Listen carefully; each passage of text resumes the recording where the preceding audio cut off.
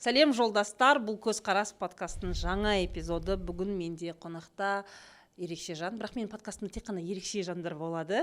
Көп уақыттан бері күткен, мен үшін ролевой модель, өте құрметті сондай адам, Сүлейменова Жұлдыз Досбергенқызы.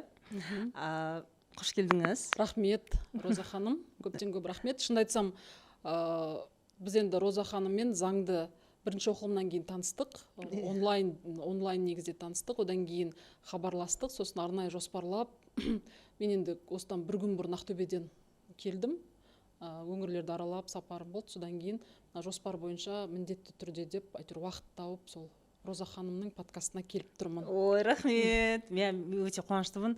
Енді ойлаған жоқпын. Мықты саясаткерлер мен подкастыма келеді деп, жаңа подкаст болғандықтан. Тағы да танымай отқан оқырмандар, біріншіден каналға жазыңыздар, лайк қойыңыздар.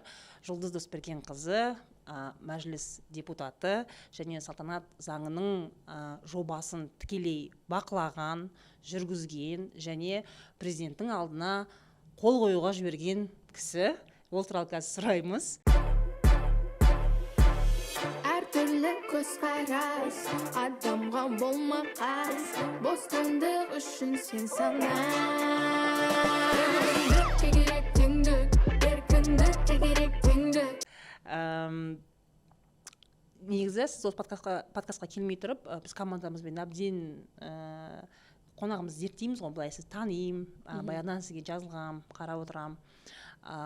Сіздің жолыңыз, біліміңіз, саясаткер әйел ретінде біз зерттеп шықтық жолыңызды.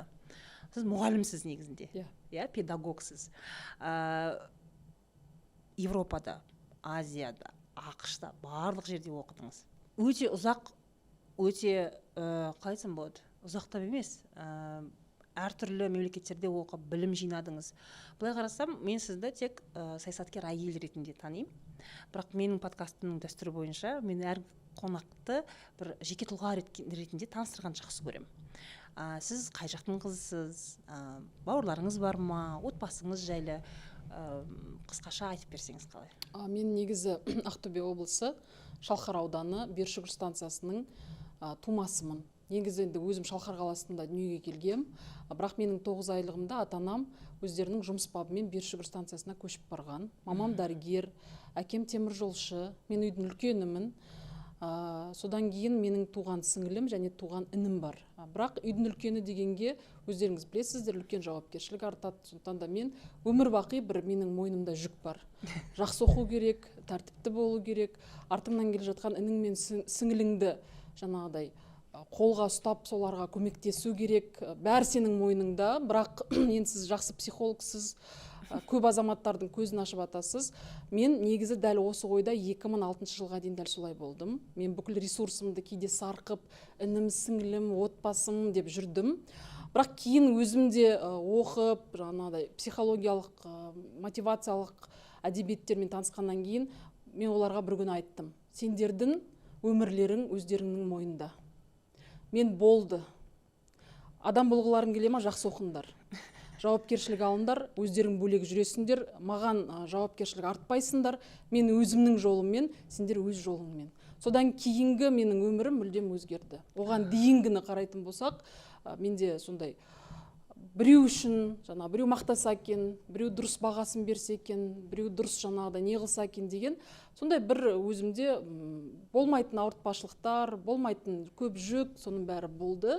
Бірақ оның бәрі түбінде жақсылыққа келмейді, ол сенің денсаулығыңа сын болады, көтере алмайтын нәрсе болады, сондай. Мен мектепте өте жақсы оқыдым. Мен танитын бүкіл ауылдастарым оған дәлел. Мен аудан бойынша, облыс бойынша республикалық олимпиаданың жеңімпазы болдым. Алтын белгіге үміткер болдым, бірақ алтын белгі ала алмадым. Белгілі бір себептермен үздік аттестат алдым. Мендегі бүкіл аттестаттарым 5, бірақ кейде алтын белгі ала алмайтын жағдайлар болады. Бірақ соған қарамастан менің әжем мықты мотиватор болды. Ол айтты, сен алтын белгіден де биік белестерді бағындырасың. Құдайға шүкір, келе жатырмыз. Алтын белгі ала алмадым, бірақ дегенмен мен Әл-Фараби атындағы Қазақ ұлттық университетіне оқуға түстім. Мен ауылымдағы Алматыға барып оқуға түскен 3-ші адаммын. Әл-Фараби атындағы Қазақ ұлттық университетіне түскен 2-ші адаммын. Біз үшін ол үлкен бір жетістік болды. Бірақ енді мен университетімде өте жақсы ұстаздар кезікті. әлі күнге дейін менің мынау жан жақты дамуыма, біліміме, сол жерде мысалы бізде арнайы нақты курстар болды. ақш-тың сыртқы саясаты, Израильдің сыртқы саясаты, Чехословакияның сыртқы саясаты деген кәдімгі саяси бір арнайы курстар берілді. И сол курстарды жан тәнімен мықты мұғалімдер берді. И мен осы мұғалімдерге, ұстаздарыма шын көп ризашылық білдіргім келеді. Берекет ағайымыз куратор болды, Кәрібаев Берекет ағай профессор. Қазіргі таңда Қойгелдиев, Мамбет Құлжабайұлы бізге Алаш кәдімгі арнайы курсын өтті.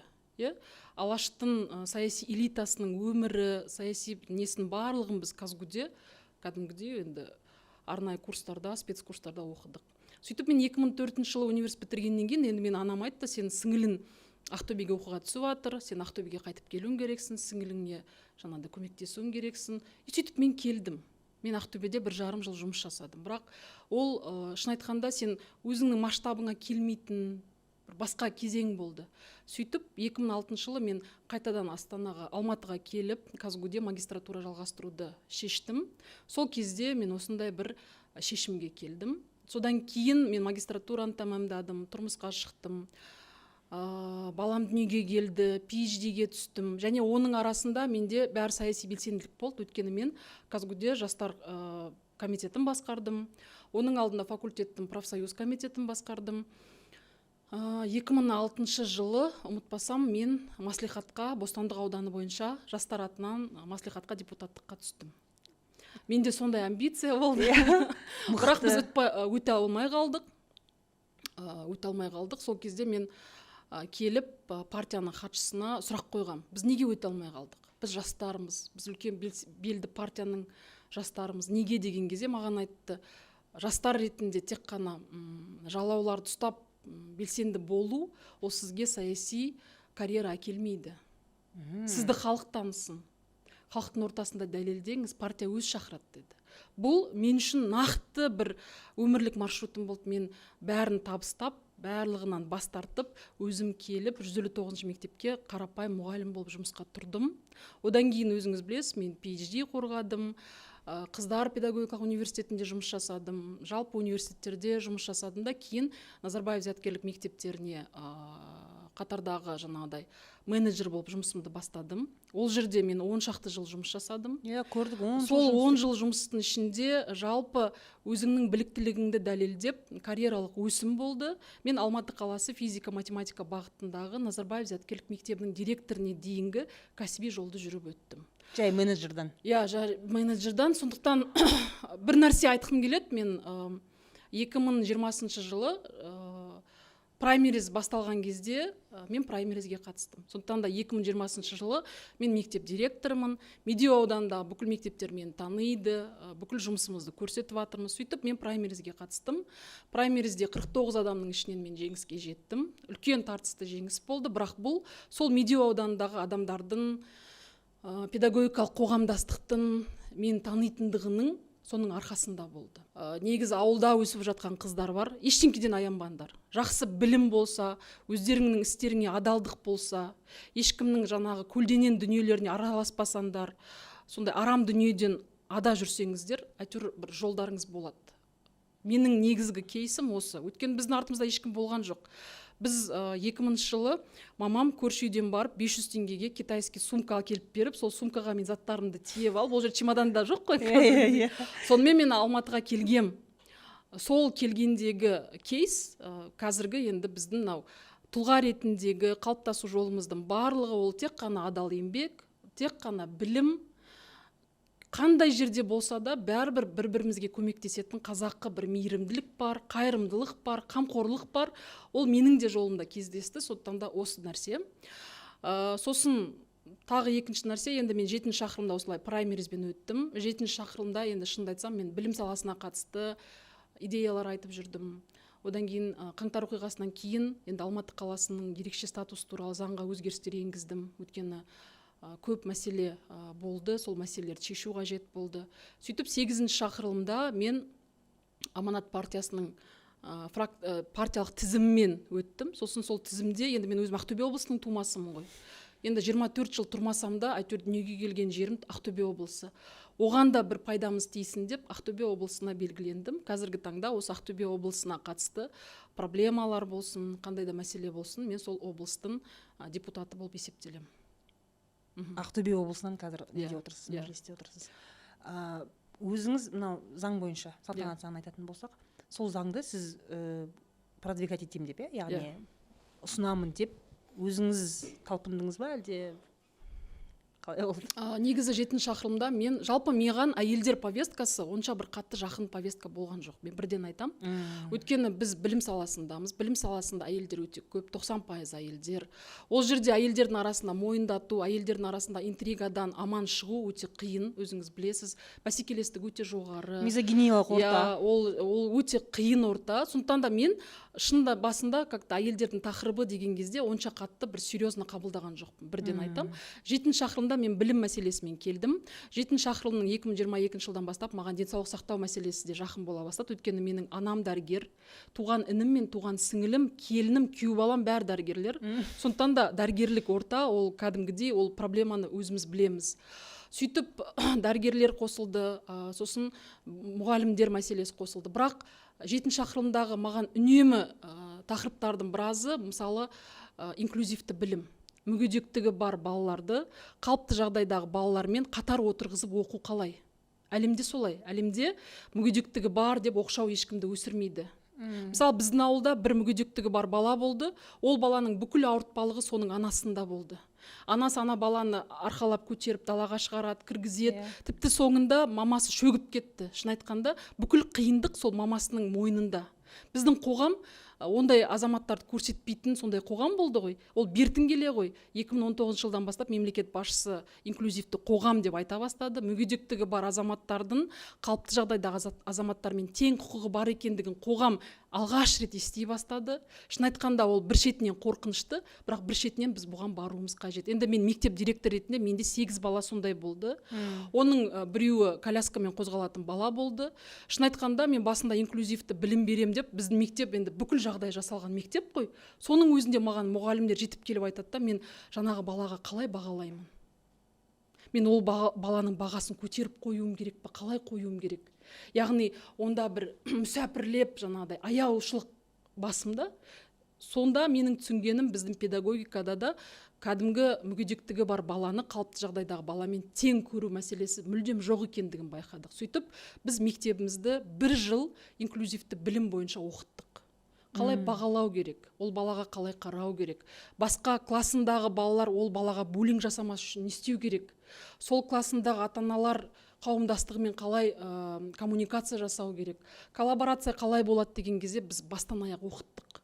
Содан кейін мен өзім түсіндім, бізге инклюзивті білім керек. Сөйтіп 7 шақырымға келсем, инклюзивті білім деген заң жобасын қарап жатты. Сөйтіп содан басталды. Бірақ бұл мәселеде әрине бұл бірінші әйелдің мәселесі. Өйткені мысалы менің ата-аналарымның бәрі әйелдер, мүгедектігі бар балаларды өсіріп отырған. Әкелері кезінде тастап кеткен. Анасында сол баланы дүниеге әкелгені үшін қандай да бір өзін кінәлі санау бар. Екінші, қоғам тарапынан оларды қолдау мүлдем жоқ. Не заңнамалық болсын, сол кезегінде айтып отырмын. Не материалдық болсын, сол кездегі мен олардың жан айқайын, көз жасын өзім көзіммен көрдім. Сондықтан да маған әйел проблемасы деген кезде мүгедек баланы дүниеге алып келіп өсіріп отырған отбасындағы әйел проблемасынан сол проблемадан бастау алды. Шын айту керек. 7 шақырылымда біз мүгедектігі бар азаматтардың өмір сапасын жақсарту туралы заңды қарастырдық. Сол заңның аясында мен 3 норма бердім. Біреуі мүгедектігі бар балаларды өсіріп отырған отбасы деген кәдімгі ұғым енгізу. Сол жерде анасына жұмыстан, мысалы 4 сағат жұмыс жасайды, 4 сағатын кәдімгі толық сағат ретінде есептесін, бірақ 4 сағатында ол баласының қасында болсын деген бір гибкий график ұсынуға қажет деп ойладым. Үшінші, сондай мүгедектігі бар баланы асырап отырған ата-ана, мүгедек баланы өсіргені үшінгі кезең, 18 жасқа дейінгі кезеңді пенсия жасына теңестірсін деген 3 норма ұсындық. Бірақ енді бұл 2021 жыл. ол кездегі саяси жүйе мүлдем басқа, ол нормалар мүлдем қолдау таппады, бірақ бұл нормалар бүгінге дейін өзекті. Мен қазір бұны қайтадан қолдағым келеді және бұл мәселені қайтадан үкіметке жеткізгім келеді. Кеше ғана мен Ақтөбеге бардым, өзімнің туысқандарымның арасында да осындай ерекше балалар дүниеге келіп жатыр. Оны ешкім түсіндіріп айта алмайды. Және бұл балалардың диагностикасы, ауруларының түрі ол кәдімгі кең спектрлі болып бара жатыр. Оларды емдейміз ба, қалай жасаймыз, олардың болашағы қалай болады? Сосын енді анасының психологиялық жағдайы өте маңызды да, былай қарағанда.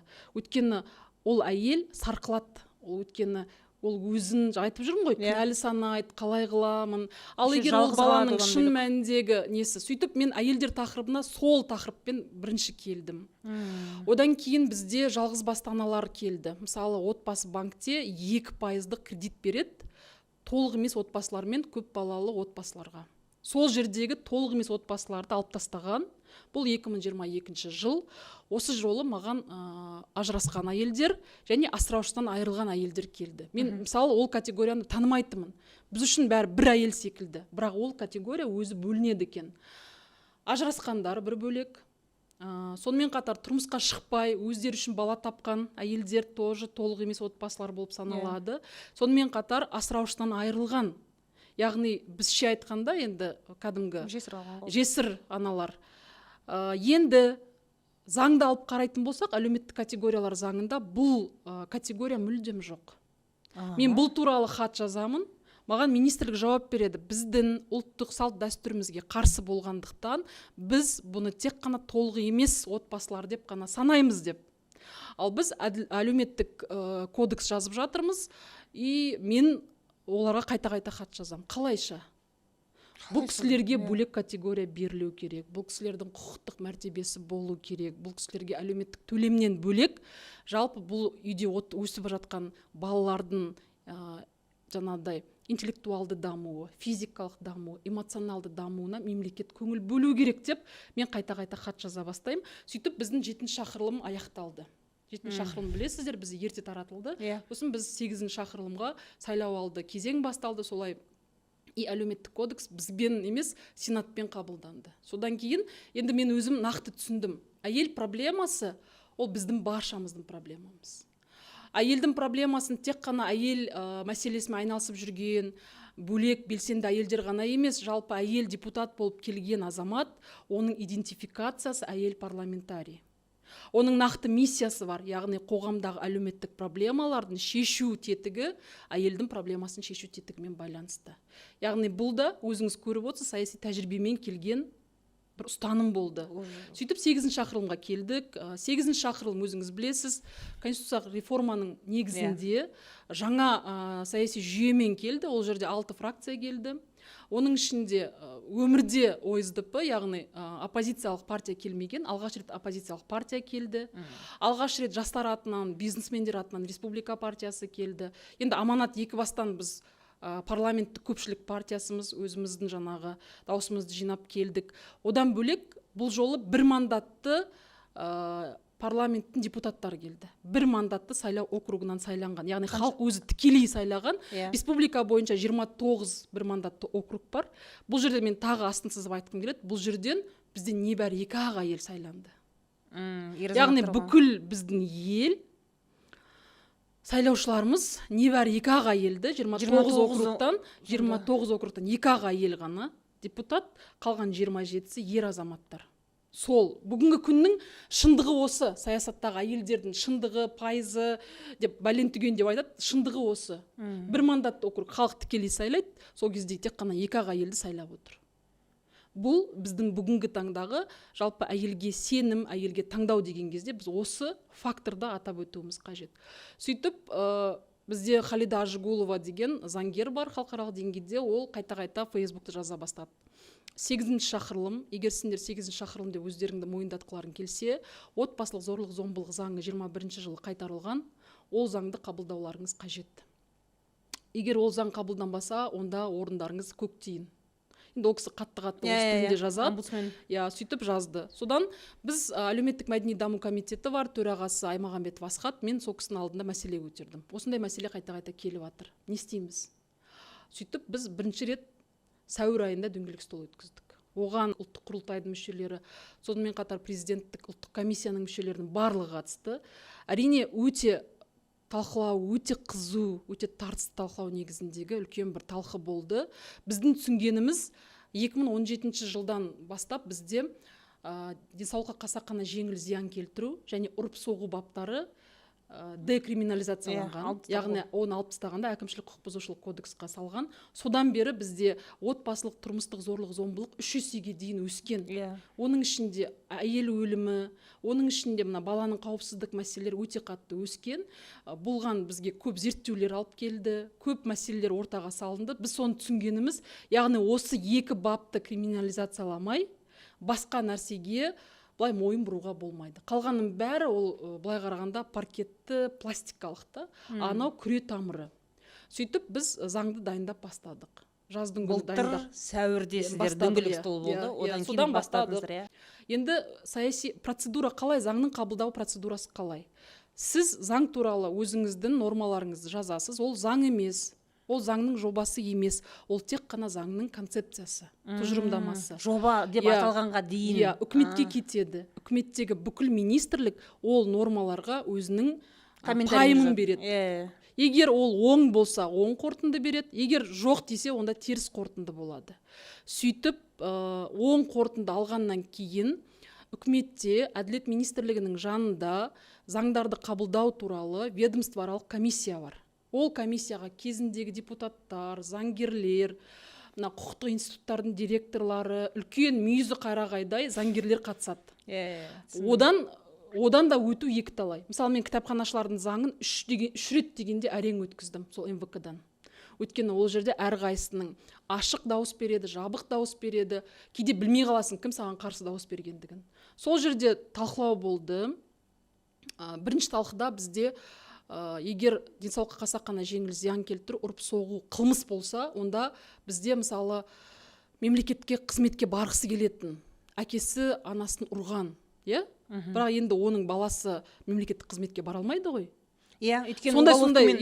Соның барлығы талқыға түсті, ашық талқылау болды. Сосын ертең СИЗОда отыра ма, бұлар қай жерде отырады, мысалы. Олар өте көп. Қамауға алатын жері қандай болады. Яғни талқылау ашық болды, және бұл қыркүйектің аяғы қазанның басы. Бізде заң келе жатыр, бірақ жаңағы 2 нормаға құқық қорғаушылар қарсы. Олар сол қазіргідей қала берсе екен деген ойда. Сөйтіп келе жатыр, бірақ дегенмен басқа нормалардың бәрін қолдап келе жатыр. Сөйтіп келе жатқан кезде қараша айында бізде резонансты үлкен оқиға болды. Өзіңіз білесіз. Сол оқиғаға байланысты мен депутаттық сауал жолдадым. Үкіметке кеткен заңымызға қорытынды жоқ деп қатты айттым. Ешкім қазақтың қызын ұруға, ұрып өлтіруге хақысы жоқ деген барлық өзімнің пайымымды айттым. Шынымды айтсам, сол депутат сауалды оқыған кезде залда бір сондай тыныштық орнады. Өте өзі жазылғаннан ауыр депутаттық сауал болды. Енді ол тағдыр ғой, және ол бір қазақ қызының тағдыры емес, ол бүкіл былай қарағанда қасіретті қазақ қыздарының тағдыры да. Қорғансыз жүрген, шын айтқанда, оны озвучивать ету да қаншалықты қиын болды. Оны тыңдау да соншалықты қиын болды. 8 депутат қосылмады, 90 депутат қолдады. Және бірінші болып, мысалы, Станбеков қолдады. Менен бір адамнан кейін отырады, ол маған сразу жазды, Жұлдыз Бергенова, мен сізді қолдаймын деді. Ол 1 мандатты округтан. Бірақ сондай, қалай таңдай, құлаққа ұрған танадай дейма, бір тып тыныш болып қалды да. Енді біз қанша депутат сауал оқып жүрміз, бірақ сол депутат сауалда сондай болды. Содан кейін қоғамда сен қозғалды. Мемлекет басшысы өзі күштік органдарды шақырып жиналыс өткізді, пікірлерін айтты. Сол резонансты оқиғаны өзінің бақылауына алды. Содан бастап жалпы заңға байланысты бір сен қозғалды да. Жаңа 2 бапқа байланысты нақты сен қозғалды, нақты пікір не болды. Сөйтіп заң қаңтар айының аяғында мәжіліске жұмысқа қабылданды. Заң жобасы жоба болып. Енді жаңа жылда президенттің өзі айтты ғой. Президент онда шын айту керек, президент 2019 жылдан бастап әйелдің құқығы, әйелдің экономикалық мүмкіндігі, әйелдің саясатқа араласуы, әйелдің белсенділігі және отбасындағы зорлық зомбылықтың жазасын қатаңдатуға байланысты қаншама баяндамасында, қаншама жолдауларында айтты, бәріміз білеміз. Шетелдік форумдарда да жүрді ғой осы мәселе бойынша. Енді осы жаңа жылда, бірінші қарашада жаңағы ситуация болды. Жаңа жылда президент өзі бірақ мен соны бір нәрсе айтқым келеді, Роза ханым.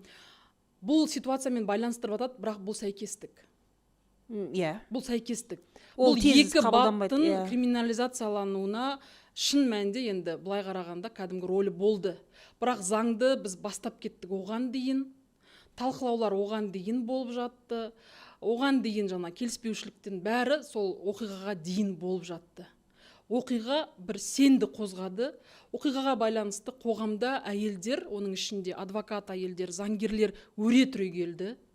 Бұл заңның шын мәнінде қабылдаудың бүгін қажет екендігін енді айқайлап айта бастады. Бұған дейін бір-екі жерде ғана айтылатын, бірақ нақты сондай пәрменді позициямен, сондай тегеурінді бір дәлелмен айтылмайтын. Сол нәрсені айтап өткім келді, что бұл сәйкестік. Бәрі сол байланыстырып атады. Әрине мен енді ол оқиғаны жоққа шығарып бағалап өткім келмейді, бірақ дегенмен бұл сәйкестік екен. Әсері болды ғой бірақ. Әрине болды. Мен сіз осы мәжілісте осы заң жоба талқыланып жатқан кезде қарап отырдым, сіздің парақшаңыздан қарап отырдым.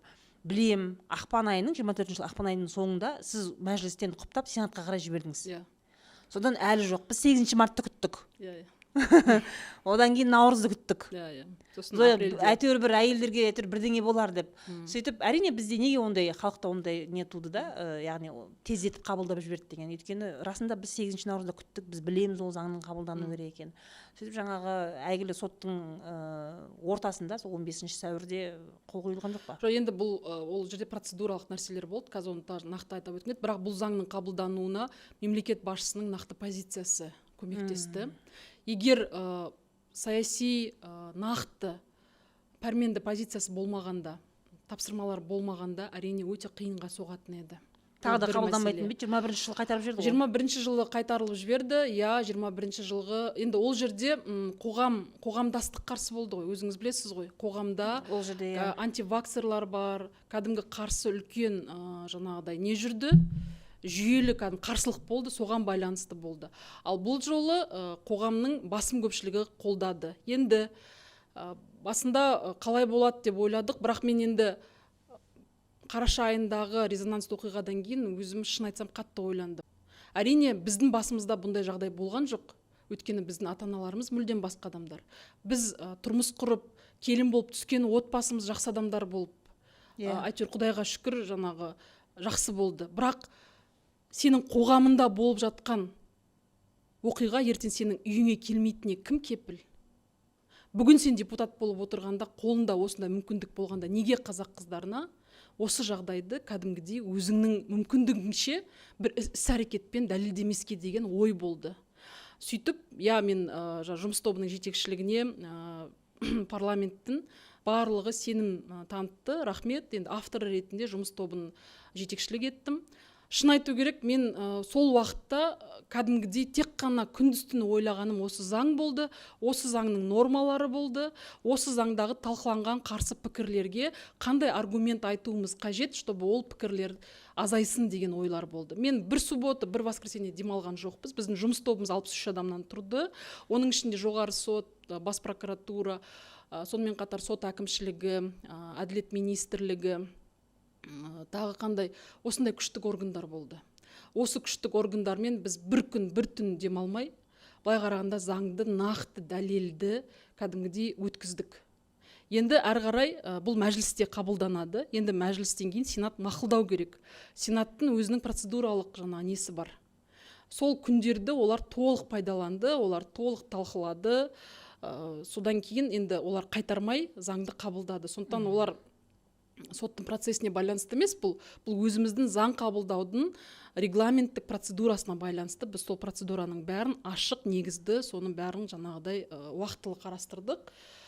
Сонымен қатар ұлттық құрылтайдың 3-ші отырысы болды наурызда. Ұлттық құрылтайдың 3-ші отырысында жалпы осы саланы айналысып жүрген білікті мамандар өзінің ойын мемлекет басшысының алдында ашық айтты. Мемлекет басшысы тағы да өзінің пәрменді позициясын білдірді. Содан кейін әрине заң қабылданды. Заң өте дұрыс, өте жақсы, қажетті нормалармен қабылданды. Ешқандай артық норма жоқ. Баланы ата-анасынан айырады деген ол жалған ақпарат. ата анасының бала құқығын шектейді деген ол мүлдем жалған ақпарат. Әу баста бұл нормалар мүлдем болған жоқ, оны қарастырған жоқпыз. Біздің негізгі заңның өзегі бұл денсаулыққа қасақана жеңіл зиян келтіру, ұрып соғу баптары қылмыстық кодекста криминализацияланды. Егер сот қажет деп тапқан жағдайда агрессорларға психологиялық көмек көрсетіледі деген норма бар. Яғни біз сен агрессорсың, сен жамансың деп, оны қоғамнан ысырып тастауға болмайды. Онымен жұмыс жасау керек. Мүмкіндігінше оларды қоғамға қайтару қажет. Сондықтан біз психологиялық көмекті енгіздік. Оны қайтадан бізге белсенділер айта бастады. Бұл психиатриялық, бұл психомедикаментозды, ол дұрыс емес, анау-мынау. Жоқ, бұл тек қана психологиялық көмек. Оны кім жасайды? Әрбір өңірде 20 ПМСП дейді, алғашқы медициналық көмек көрсету орталықтар бар. Сол жерде психологтар арнайы кәдімгі дайындықтан өтіп жатыр. Біліктілігін арттыру дайындығынан өтті. Сол кезде олар агрессорлармен жұмыс жасайды. Онда да сот қажет деп тапқан жағдайда. Тағы үлкен бір норма, егер соттың шешіміне дейін агрессор үйден кету керек деген норма бар. Иә. Бұл норма енді жұмыс тобында үш жұмыс тобын арнадық, үлкен айқай шу тудырды. Біздегі кейбір ер азаматтар олар қайда барады деп айқайлады. Мен де өзімнің позициямды білдіріп, қалай қаяққа барады деп мен де айқайлап сондай нәрселер болды. Бірақ әлемдік тәжірибеде, мысалы Германияда, егер сен қол көтердің бе әйелге, үйден кетуге дайын бол деген лозунг болған. Ол лозунгты олар мектептен баланың тәрбиесіне енгізген. Жалпы отбасылық зорлық, ол қабылданды. Отбасылық зорлық зомбылық ол кішігірім кикілжіңнен басталады. Ол бала қарағанда простой кішігірім кикілжің. Сосын ол қол көтеруге барады, және қол көтеру жүйелі бола берсе, түбінде ол жақсылықпен бітпейді. Сондықтан агрессордың үйге кетуі, жалпы біз агрессорларға талаптарды енгіздік қой, мысалы 3 айдан 1 жылға дейін мүлдем жақындамау, телефон арқылы іздемеу, үшінші тарап арқылы байланысқа түспеу деген ерекше мінез құлқына талаптар енгіздік. Неге? Өйткені жақындаған сайын, оларға кешірім берген сайын, қайтадан не істеген сайын түбінде өлім болады. Мүмкін ол жәбірленуші өлмейтін шығар, агрессор өледі. Агрессор өлмесе жәбірленуші өледі. Сондықтан да жалпы тұрмыстық зорлық зомбылықты ол ең басында шешіп алған дұрыс. Сондықтан бұл проблема әлеуметтік, бұл проблема эмоционалды, бұл проблема психологиялық. Сондықтан біз бұл заңда отбасын қолдау орталықтары деген орталықтар құрдық. Осыны сұрайын деп отырмын. Бұл кәдімгі кризистік орталықтардан өзгеше. Мемлекеттік ол. Бұл өйткені мемлекеттік коммуналдық мекеме ретінде құрылады. Мемлекеттен қаражаты бөлінеді, және бұл аудан орталықтарында болады. Мысалы, мен кеше Ақтөбе облысынан келдім, маған бір әйел келіп айтты. Мысалы, енді Шалқар ауданы қазақ ауыл ғой. Біз қалай ондай отбасын қолдау орталықтарын құрамыз дейді. Кім барады, оған ұят емес па дейді. Ертең ол шығын болмай ма мемлекетке дейді. Мен айтамын, апай, сіз неге өз деңгейіңізде сөйтіп ойлайсыз деймін. Сіздің жасыңыз 50-ге келді. Сіз сөйтіп ойлайсыз. Бірақ артыңызда өсіп келе жатқан жас келіндер бар. Олар отбасындағы кикілжіңге шыдамаса баратын жері болу керек.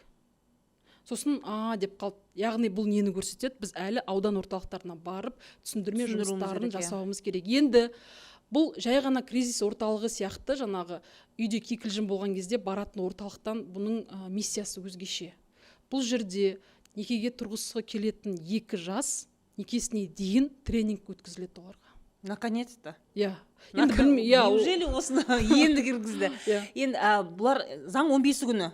Өткен айдың 15 күні 16 маусымда өз күшіне енді. Ондай орталықтар әлі ұйымдастырылып үлгерген жоқ қой. Өйткені ол отдельный бюджет, оны кадр қамтамасыз ету керек, помещение керек, қаражаты бар, республикалық бюджеттен бөлінеді. Сондықтан оны Мәдениет және ақпарат министрлігі ұйымдастырады. Құзыретті орган сол.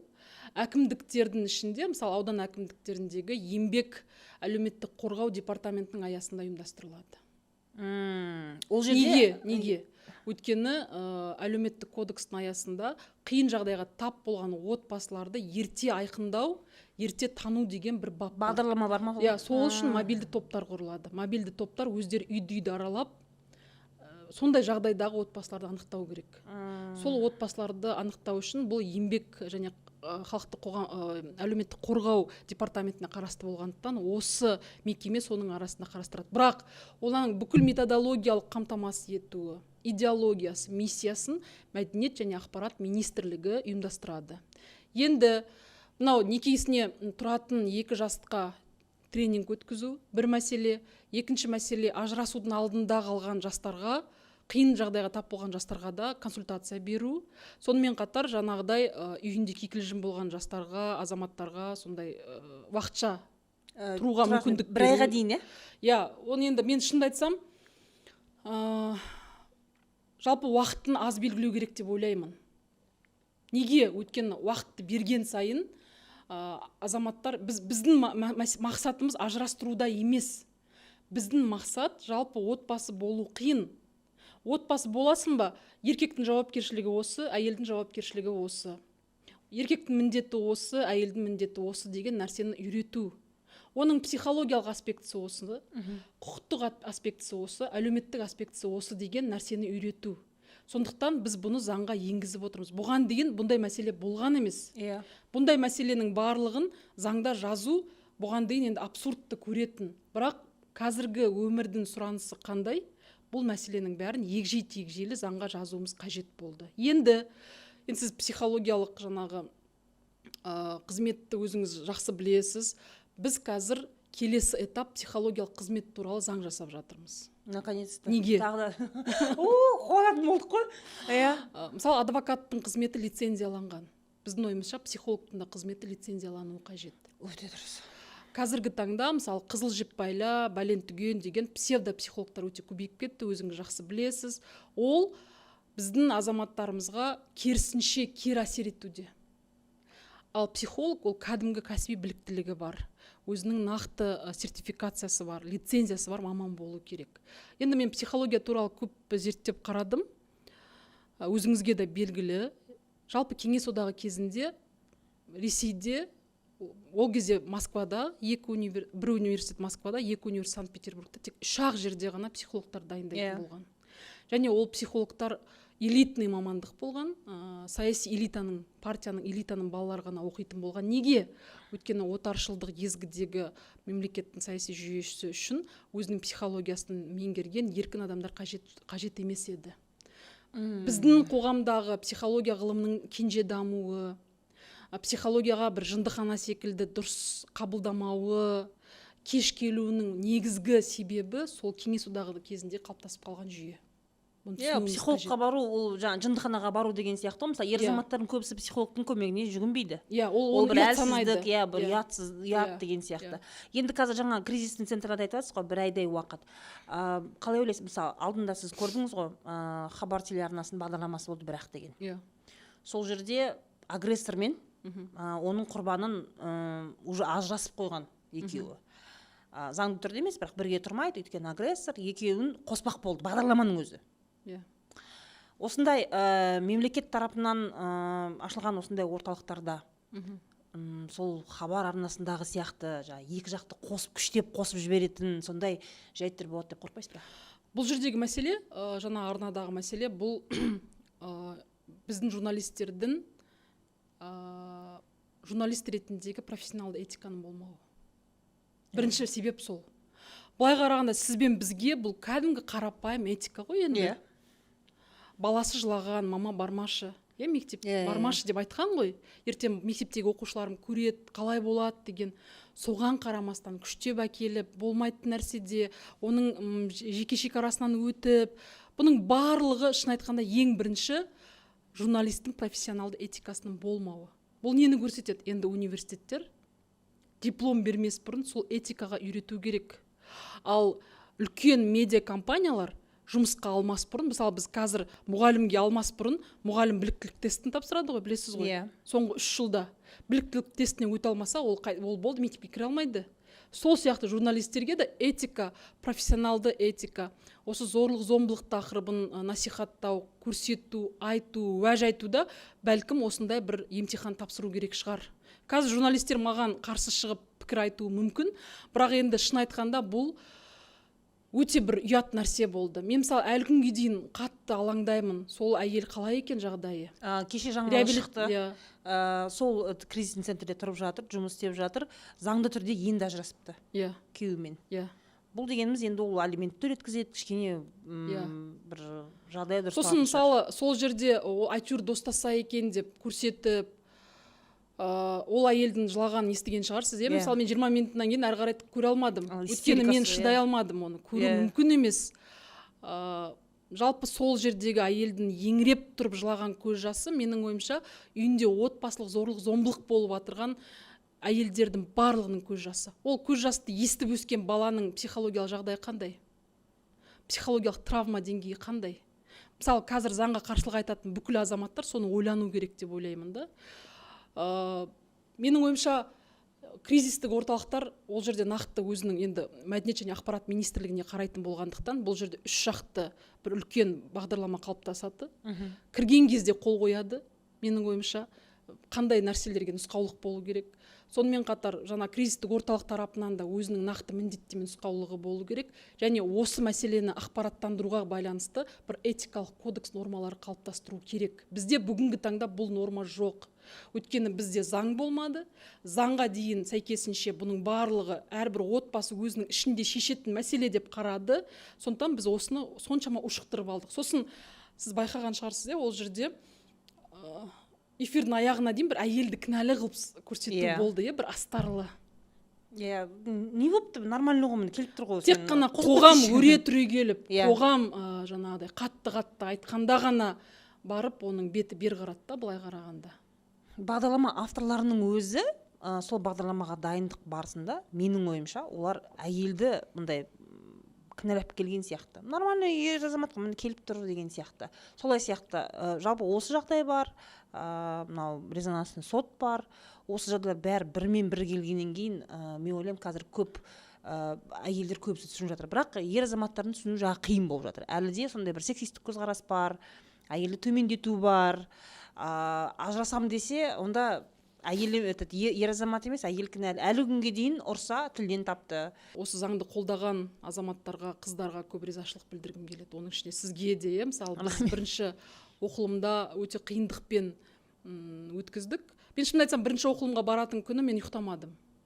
Қандай сұрақ қояды, қалай болады, енді бұл заңды бастан аяқ жатқа білгендіктен, өзің жазғандықтан, бүкіл талқылаудың ішінде болғандықтан, бүкіл нүктесін білесің да, қай жерде. Өзіңіз білесіз, енді көп сұрақтар қойылды, оның ішінде біздің дәстүрге байланысты, отбасын ажырастыруға байланысты деп жанама сұрақтар. Еркектерге қарсы заң деді. Сондай нәрселер айтылды. Бірақ дегенмен, әйтеуір кәсібилік бар, сонымен қатар заңды бәрібір де қоғамға қажеттігін түсінетін орта бар. Дегенмен заңға дауыс берді басым көпшілігі. Мысалы, бізге оған дейін бір заң болды, 28 адам қарсы дауыс берген. Ұмытып қалдым, азаматтардың жеке бас деректеріне байланысты. Мен енді оған допускать етуге болмайтындығын біз жақсы білдік, сондықтан комитеттерге талқылау кезінде барлығында кәдімгі тереңнен дайындалдық.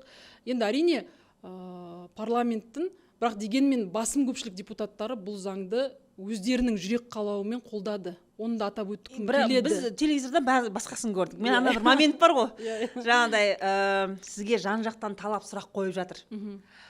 Мен ана жерде біз қарап отқан, біз мына жақта білмеймін, қолымыздағы аяқ киімімізді лақтырғымыз келіп тұрған жерде отырып бар ғой.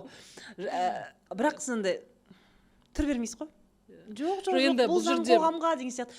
Сол жердегі сіздің профессионализм, эмоционалды түрде сіз сол провокационный сұрақтарға, небір сұрақтар болды, небір жаңағыдай қарсы сияқты ер азаматтарға деген сияқты комментарийдің бәріне міз бақпай, өте профессионалды түрде грамотно жауап берген. Мен талай рет айттым, оны эфирлерімде айттым, қыздарға қараңдар, қалай алып шықты деп. Бірақ енді бұл қателесуге болмайтын дүние. Бұл эмоцияға берілмейтін. Әрине, ол жерде өте мықты саясаткерлер отыр.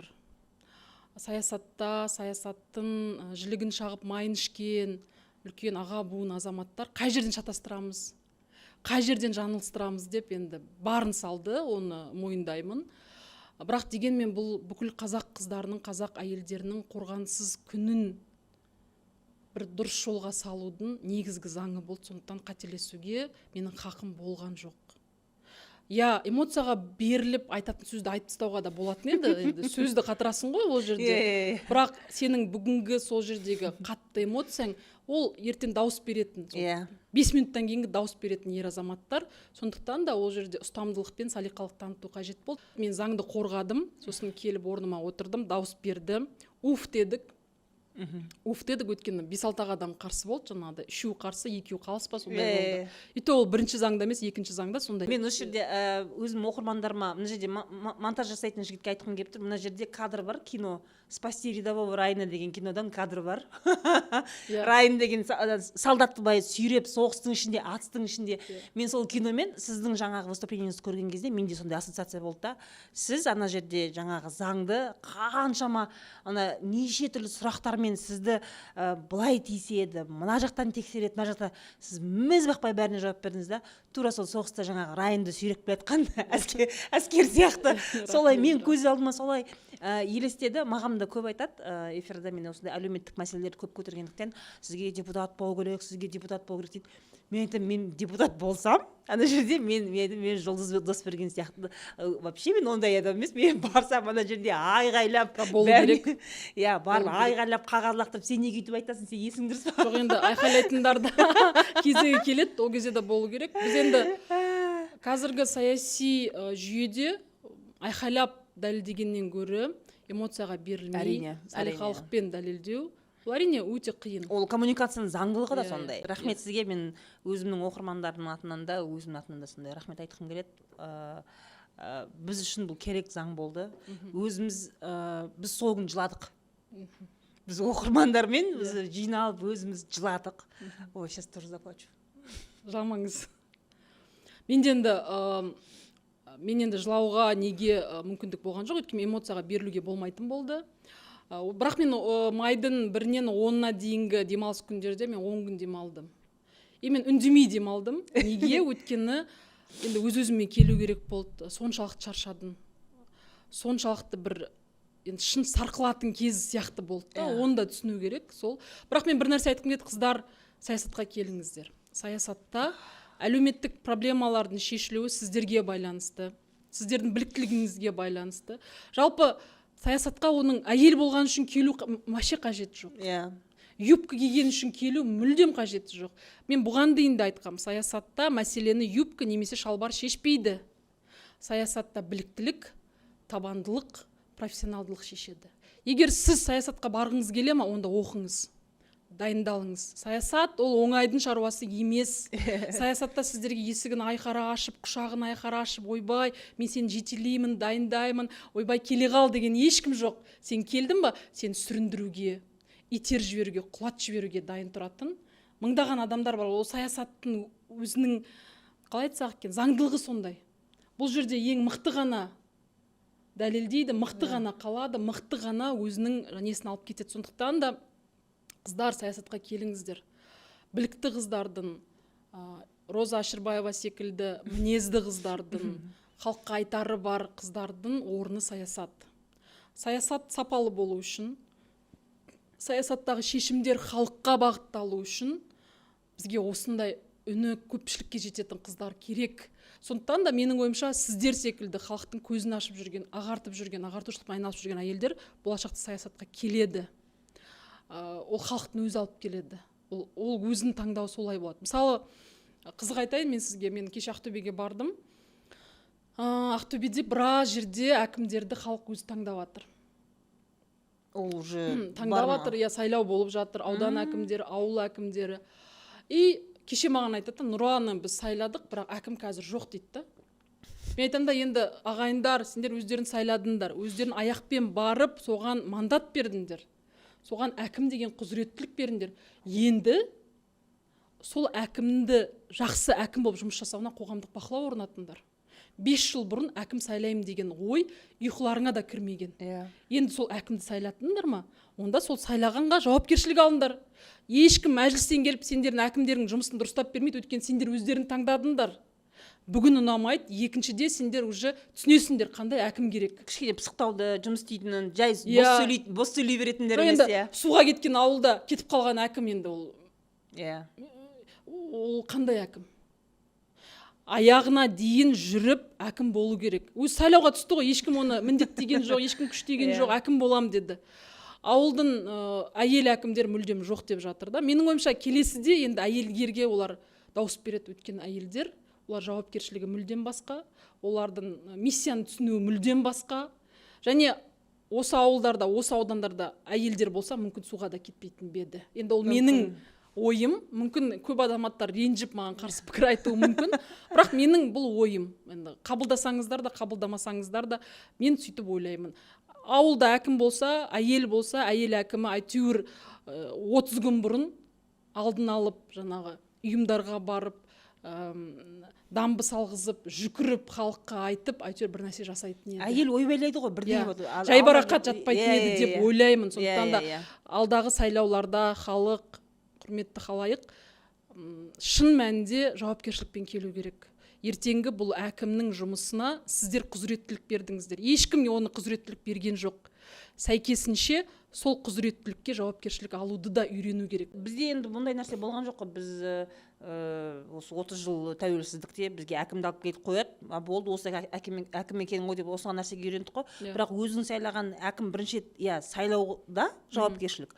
Одан кейін сол әкімнің артынан аңдып жүріп, мынаны жасадың ба? Қоғамдық бақылау жасау бұл маңызды нәрсе. Бұл да бір халықтың саяси сауаттылығы, заң бойынша сауаттылығы көтеріледі деп ойлаймын. Жалпы мен өзімнің аудиторияма үнемі айтып отырамын. Заңды оқи білуіңіз керек. Дұрыс. Әрбір азамат, яғни заңдар тек қана юристке ғана керек емес, ол сізге керек. Мысалы, сіз анасыз ба, сізге баланың құқығы жайлы заңды білу керек, неке және отбасы заңды білу керек. Енді прям уголовканы білмесеңіз де, хотя бы өзіңнің балаңа және отбасыға қатысты заңдарды білген абзал деп ойлаймын. Мен жаңа айттым алдында да, жаңа жылда президент нақтылап айтты, мына заңды қабылдаңдар деді. Одан кейін екінші көтерген мәселе харассмент мәселесі болды. Қазіргі кезде харассмент мәселесіне қатысты бір заң жоба, бірдеңе дайындалып жатыр ма? Не істеп жатыр қазір? Негізі харассмент ұғымы мына қабылданған заңның ішінде болу керек еді. Бірақ ол кезде үкімет біздің нормаларға қолдау танытпады. Ол жерде жалпы бізде харассмент деген ұғым жоқ қой. Бізде еңбек ұжымдарында ұғым жоқ, термин жоқ. Жалпы ол біздің қоғамда жоқ сияқты да. Ал бірақ біздің қоғамдағы қыздардың басым көпшілігі осы проблемадан кәдімгі зардап шегуде. Бізде қазіргі қолданыстағы әкімшілік құқық бұзушылық кодекста қоғамдық жерде тиісіп қорлау деген бап бар. Бірақ ол жыныстық тиісіп қорлау деп нақтыланбаған, және қоғамдық жерлерге не кіретіндігі нақтыланбаған. Харассмент деп іздейтін болсаңыз тек қана осы бап. Сондықтан біз осы бапты жалпы мына қабылданған заңның аясында сексуалды қорлап тиісу деп кеңейткіміз келген. Бірақ ол бапқа сол кезде бізге үкімет қолдау танытпады. Енді 6 айдан астам Аймағамбетов бар, өзіміз бар. Біз кәдімгідей оған қатысты күрестік. Қайта-қайта хат жаздық. Енді Аймағамбетовтың рөлін атап өту керек. Ол қайта-қайта ана заңнан алып тастайды, мына заңнан хат жазумен болды. Сонымен қазіргі таңда күзде бізге бір норма кіреді. Еңбек кодексында харассмент деген ұғым нақты жазылады. Харассмент деген ұғым еңбек ұжымдарында, университетте, қоғамдық орындарында адамдарға жыныстық сипатта қорлап тиісу деп нақты көрсетіледі. Сонымен қатар әкімшілік жауапкершілік нормалары қарастырылады. Қылмыстық жауапкершілік қазірдің өзінде бар. Қоғамдық орындарында, еңбек ұжымдарында жыныстық тиісіп қорлаған үшін деген бір бап бар. Сол баптың аясында болады. Қазіргі таңда біз еңбек кодексіне енгізіп жатырмыз. Біз енді бұны көптен күттік, қыздар көптен күтті. Қаншама резонансты бір-екі оқиға болды университеттерде. Сондықтан бұл өте қажетті норма. Бұл жаңағы әйелдердің құқығы заңын толықтыратын. Сонымен қатар бұл қоғамдағы жыныстық тиісіп қорлау бабына байланысты. Бұл тек қана әйелдерге емес, мысалы білеміз ғой, лифтіде кетіп баратқан кезде жасөспірімдер балалардың әуретті жерлерін ұстап, ол да тиісіп қорлау былай қарағанда. Соған қатысты енді нақты бап болады. Нақты бап болғаннан кейін, жауапкершілік қарастырылғаннан кейін, бұл да тиылатын болады деп ойлаймыз. Бұл административныйға кіреді. иә, өйткені қылмыстық кодекста уже бар деп бізге уже анықтамасы келді. Қылмыстық кодекста хулиганство ма, қайсысы бар? Жоқ, қылмыстық кодекста сол қоғамдық жерлерде жыныстық тиісіп қорлауға байланысты кәдімгі арнайы баптар бар екен. Яғни харассмент бар, бұл жерде бар. Сонда ол толық жазбаша несі келді. Енді заң кіргеннен кейін бізде жұмыс тобы құрылады. Харассментқа байланысты зерттеп жасап жүрген зерттеу ұйымдары, сарапшылар, заңгерлер, біз бәрін жұмыс тобына шақырамыз. Бәлкім қылмыстық кодексқа да оны енгізетін шығармыз, енді оны жұмыс тобымен шешетін боламыз. Ең бастысы үкіметтен оң қорытынды бар. Үкіметтен сен қозғалды, әйтеуір жұмыс бар, сондықтан да бұл мәселе шешіледі. Яғни ең бастысы харассмент ұғымы енді біздің еңбек кодексіне енеді. Бұйыртса. Және бірден жаңағы қылмыстық кодекске отсылка жасайды. Иә. Ол жерде әкімшілік жауапкершілік болады, және қылмыстық жауапкершілік нақты белгіленеді. Бұған дейін болған жоқ, ұғымы болған жоқ. Енді еңбек кодексында нақты ұғымы бар, және оның заңнамалық кәдімгі түсіндірмесі ұғымы бар. Сондықтан да әйтеуір бұл да үлкен бір күрестің, үлкен бір жұмыстың нәтижесі. Өте керемет. Харассмент менің ойымда харассмент ең көп көрініс табатын жер ол именно жұмыс орны деп ойлаймын.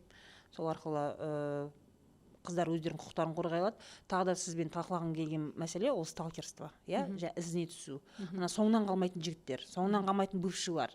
Бар ғой сондай. Иә, мысалы, қыздарда да бар шығар, жаңа жігіттің соңынан қалмай, жаңа не істейтіндер. Жігіттерге де пайдалы болады деймін, ол заң. Бізде осындай заң қабылдана ма? Сталкерство, ізіне түсу, жаңағы, мысалы, маған өте көп сондай қыздар жазады. Бывшийім ана жақтан бір қарайды, бір аккаунт ашады, мені аңдып отырады, маған звондайды, есігім алдына келіп тұрады, мен полицияға айттым, бірақ полиция айтады, енді саған тиіскен жоқ қой. Сен ұрған жоқ, сені келіп өлтірген жоқ деген сияқты да. Ничего же не произошло, что ты хочешь? Былай қарасақ, заңда бізде сондай ізіне түсуге қарсы адам өзін қорғай алмайды екен. Осындай ұғым пайда бола ма бізде? Сталкингке байланысты бөлек заңнама қажет. Менің ойымша біз харассменттан кейінгі жоспарымызда ол алиментчиктермен күрес жұмысы. Оны қазір бөлек айтып берем. Одан кейін барып сталкингпен сол нормаларды қарастыратын боламыз. Я ізіне түсу, аңду деген нәрсе бар.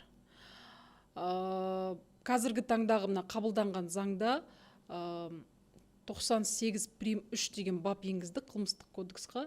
Яғни агрессордың мінез құлқына ерекше талаптар деген бап бар. Сол жерде 3 айдан 1 жылға дейін жәбірленушіге мүлдем жақындамауға, үшінші тарап арқылы мүлдем байланысқа түспеуге, іздестірмеуге, жаңағыдай смартфондар арқылы байланысқа түспеуге деп нақты жазып қойды.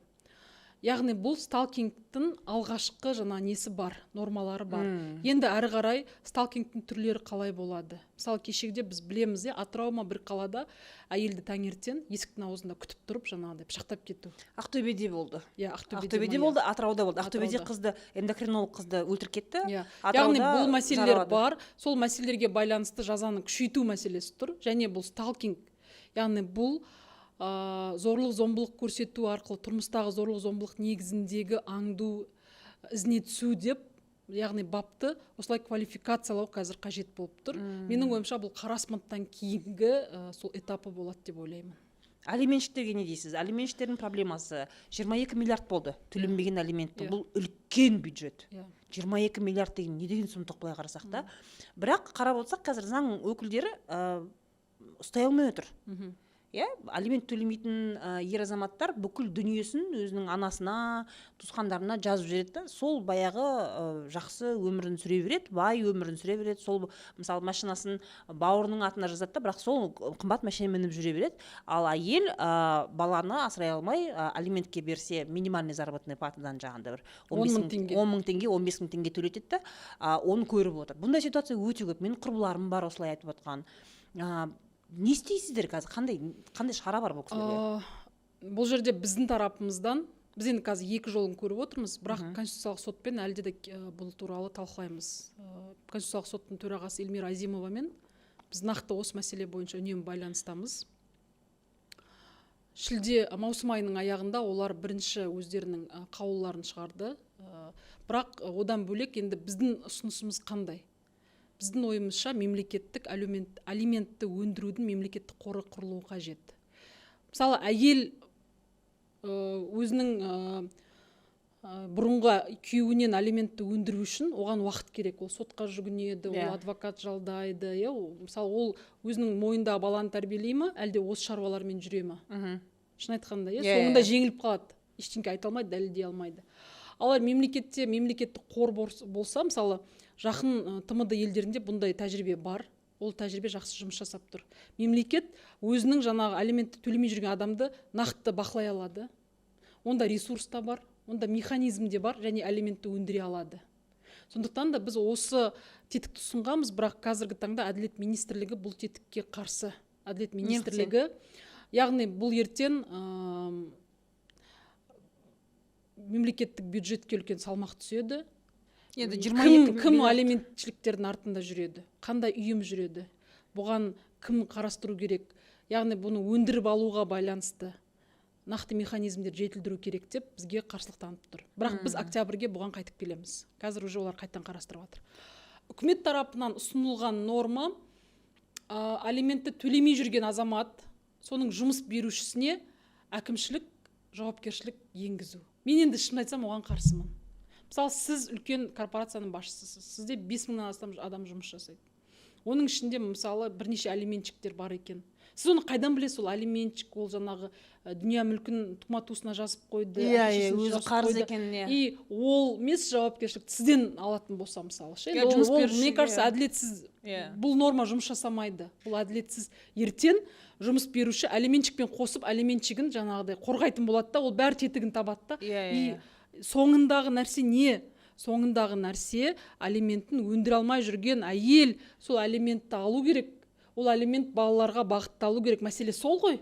Болды. Сол үшін біз бұл нормаға біз қарсымыз. Біз бұны енгізген кезде ешқандай мәселе шешіледі деп ойламаймыз. Сонымен мен маусым айының аяғында Тамара Дүйсеноваға бардым, кездестім, талаптарды айттым, көп мәселені талқыладық. Соның ішінде осы алиментшіктер мәселесіне біз октябрьде қайтып келеміз деп шешім қабылдадық. Өйткені харассментқа байланысты премьер-министрдің орынбасары Тамара Дүйсенованың дауысы шешуші болғандығын атап өткім келеді. Сондықтан да бұл енді әлеуметтік проблема. Әлеуметтік проблеманы тек қана әйел саясаткерлер түсінеді. Сондықтан да алимент мәселесіне біз бәрібір де октябрь уақытында қайтып келеміз. Бірақ сіздің ұсынысыңыз жаңағыдай фонд ашу, және сол фондтан ақша өндірілгенше, алиментшіктен, қарызгерден өндіргенше. Енді мен өзім ойлаймын, фонд ашу керек. Фондта қаржы министрлігінің біздің қазіргі декларация тапсырып жатыр ғой. 2025 жыл бәрі декларация тапсырады. Сол кезде түсінікті болады, кімде қандай меншік бар. Оның 2020 жылға дейін қандай меншігі болды, ажырасқаннан кейін қай меншігін қаяққа жазып қойды, енді бәрі ашық қой, көрінеді ғой. Соны Конституциялық сотпен бірге отырып, сол жерін қарастырғымыз келеді. И соны сұрай алатындай жағдай болу керек. Мына меншікті сен әйелмен бірге таптың ғой. Бірақ сен оны мына жылы мына жаққа жазыпсың. Не себепті жаздың? Қалай? Яғни қазір тума-туыста без берекет ананы меншігін ала беруден уже бас тарту керек, құқықтық тұрғыдан. Сол нәрсеге біз келе жатырмыз. Мен солай ойлаймын. Яғни сол механизм болу керек. Бұл өте әділетті деп ойлаймын. Содан кейін сол декларацияға көп көңіл бөлгім келеді. Екінші нәрсе, жаңағыдай қанша жұмыс жасайды, налым қаншасын алады, не налым, енді оның барлығы қазір біз ашық бюджет болу керек деп жатырмыз ғой. Сол тұрғыдан қарастыратын болсақ, енді мемлекеттің мүмкіндігі көп. Жалғыз басты баласын асырайым деп жүкіріп жүрген әйелдің қасында мемлекеттің механизмі көп. Әділет министрлігін қосады, қаржы министрлігін қосады.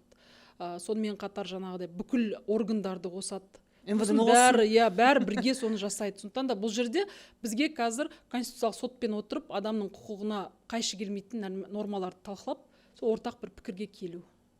Түсінікті. Жұлдыз ханым, мен бір мазалайтын бір ой бар да. Әртүрлі заңдарды оқығанды жақсы көрем. Бала құқығы бойынша заңда нақты жазылған. 18-ге толмаған азамат бала болып есептелінеді деп. Бірақ бізде қылмыстық кодекста возраст согласия 16 жас үйленуге. Осындай нестыковка бар да, яғни бала, әлі ересек адам деп есептелмейтін бала үйлене алады деген бізде заңда осындай бір разрешение бар, Енді ол физиологиялық адамның дамуына байланысты ғой. Мен де бұл сұраққа негізі осы заң талқылаған кезде біз құқық қорғаушылармен талқылағанбыз. маған түсіндірген уәждері физиологиялық тұрғыдан бұл рұқсат етіледі. Мысалы біз 9-шы сынып бітіргеннен кейін ол колледжге барады ғой. Сол секілді ол мамандық таңдауға алады. Мысалы құқықтық жауапкершілік азаматта 14 жастан пайда болады. Меншік жауапкершілігі 16 жастан, ұмытпасам.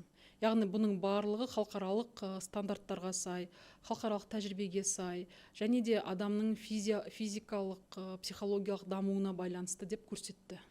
Осы мәселеде, мысалы, возраст согласия 16 жас деп жатырық. Мен оған түбегейлі қарсымын, мен ойлаймын, ол көтерілу керек деп.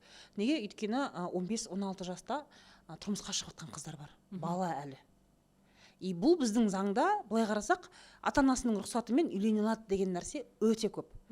Бұндай біз TikTokта да көрем, яғни 16-ға енді толған қыздар уже біреудің әйелі, өзі бала. Осы мәселеде бір заңдастыруға осы процесті бола ма екен?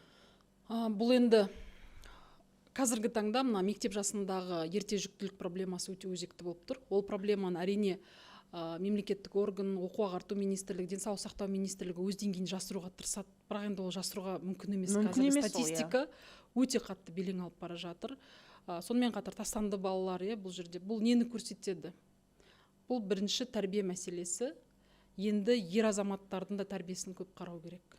Мысалы, мен бұған дейін де көтердім, бірақ оған қатысты бізде нақты заңнамалық дәлел болмағаннан кейін біз ол норманы енгізе алмадық. Мысалы, баланы мусор жәшігіне тастап кетті дейік. Құдай сақтасын. Сол жәшікке тастап кеткеннен кейінгі қылмыстық жауапкершілік кімге жүктеледі? Әйелге жүктеледі. Неге еркекке жүктемеске? Менде бұндай ұсыныс болмады емес, болды. Бірақ бұндай мәселе Қазақстанда, жалпы ТМД-да, басқа елдерде де жоқ. Әлемде ондай жоқ, практика жоқ. Біз мысалы Айгерім Құсайынқызымен бұны қайта-қайта талқыладық, бұны қайтадан қайталап келеміз, енгіземіз деп айтып жатырмыз, бірақ бұған біз қайтып келуіміз қажет. Яғни ертең ана бала мусордан табылса, туалеттен табылса, ол тек қана әйелге жауапкершілік енгізіледі деген сөз болмау керек. Осы баланы жасауға атсалысқан бір еркек па, 5 еркек па, оның жауапкершілік болатынын сезіну керек. Менің ойымша сол мәселеде біз қазір жоқ. Ол жерде ондай қыздарға оставление в опасности деген статья беріледі. Неге сондай екі қабат қылып тастап кеткен жігіттерге оставление в опасности деген статьяны қолдануға болмайды? Заңгер сізге, Әйгерім ханым сізге. Заңнамалық практикада ол жоқ, ол дәлелдеу жоқ, ол мәселе жоқ. Біз бұны көтердік, және бұны менің ойымша бәрі келеміз бұған. Ерте жүктілікке байланысты әртүрлі ойлар айтылды. Сексуалды, жыныстық тәрбие беру мәселесі, үйретуіміз қажет. Сонымен қатар балалардың тәрбиесі. Менің ойымша ер балалардың тәрбиесіне көңіл бөлу керек. Бізде бір үйде бір ер бала туылады. Ол балаға бір кәдімгідей бүкіл көңілін ауып, айтқан істеп, отыр десе отырып, тұр десе тұрып, сол ер баланың бүкіл айтқанын істейді. Ол әрине бала бастан ешқандай нені көрмегеннен кейін, шектеу көрмегеннен кейін, оның өмірінің бәрі аяқтың астында жүрген сияқты сезінеді, сондай қателіктерге жол беріледі. Түсінесіз бе? Сондықтан да ұл баланың тәрбиесі, жалпы бізде отбасылық тәрбиеге менің ойымша біз қайтадан бір қайталап келуіміз қажет. Әрине, осы мәселе, мысалы, сол жасөспірім ортасындағы сол жыныстық тәрбие мәселесі. Енді мен нақты 16 жас жаңағыдай тұрмысқа құру жасына байланысты өзім бұл тақырыпты нақты көтерген жоқпын. Қажет болса бұны көтеруге бармын. Бүгінгі таңда мен не нәрсені көтеріп енгізе алмай жүрмін. Ол жаңағы айтқан, егер әйел адам баланы тауып туғысы келмесе, асырағысы келмесе тастап кетіп, қашып сөйтіп жатқан кезде жауапкершілік әйелде ғой. Ол жауапкершілік теңдей бөлісу керек. Сол мәселе.